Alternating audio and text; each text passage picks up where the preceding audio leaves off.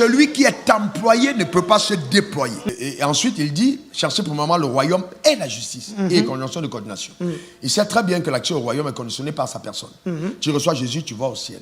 Mais tu ne peux pas recevoir Jésus et vivre le ciel sur la terre. Ce n'est pas suffisant.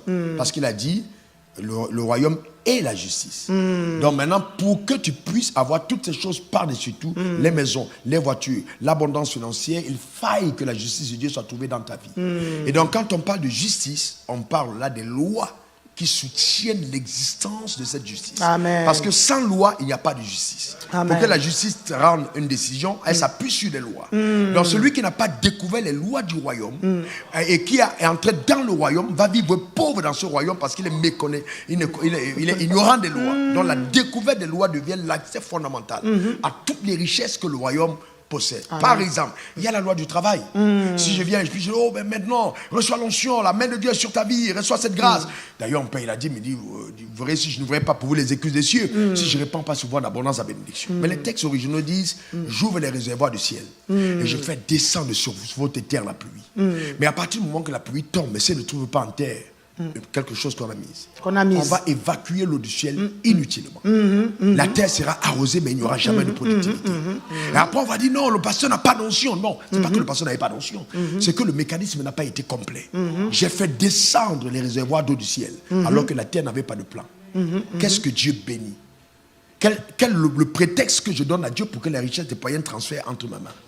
Qu'est-ce que je fais exactement? Oh non, pasteur, je travaille, je suis employé à la banque. C'est très bien, tu es employé à la banque. Moi, on ne va pas briser le standard de la banque pour te donner un salaire. Oh non. Non, c'est vrai. Donc, quelle que soit la faveur qu'il y a sur toi, Dieu ne peut pas te donner un salaire de 10 000 € où c'est encadré que le plus ancien doit avoir 5 000. Alors, à partir de ce moment, alors, comme tu as tellement provoqué le ciel, tout ce qui peut arriver dans ta vie, c'est ton licenciement. Donc, tu as tellement provoqué le ciel que le ciel dit, ok, très bien, on cherche à bénir cet homme, mais il est enfermé. Parce que celui qui est employé ne peut pas se déployer. Eh oui. Donc, à partir du moment où la personne est employée, il faut qu'on libère la personne des prisons de l'emploi et que la personne se déploie maintenant dans la création des richesses. Amen. Et là, Amen. il y a un licenciement qui arrive vers ta personne. Et tu as l'impression que non, les gens ne t'aiment pas. Tu es exactement comme Jonas dans le bateau. On doit t'évacuer du bateau parce que le problème vient de toi.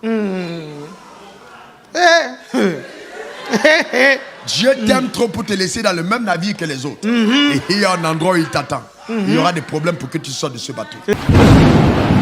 Ce que nous avons, c'est fort en plus. Je vous dis la vérité. Vous savez, vous écoutez des gens, ils ont peut-être une connaissance, mais la connaissance n'a pas la capacité de produire dans votre vie ce qu'elle énonce. C'est-à-dire, c'est une connaissance qu'elle est bien, elle est mentalement, intellectuellement équilibrée, mais spirituellement déséquilibrée, parce qu'elle ne peut pas apporter à votre vie la vérité qu'elle contient. Mais le message que tu vas écouter ce matin, non simplement c'est équilibré mentalement, équilibré intellectuellement, mais derrière il y a une force et il y a une puissance qui est capable d'amener à manifestation la vérité qu'elle contient. Et c'est pourquoi il faut célébrer la vérité.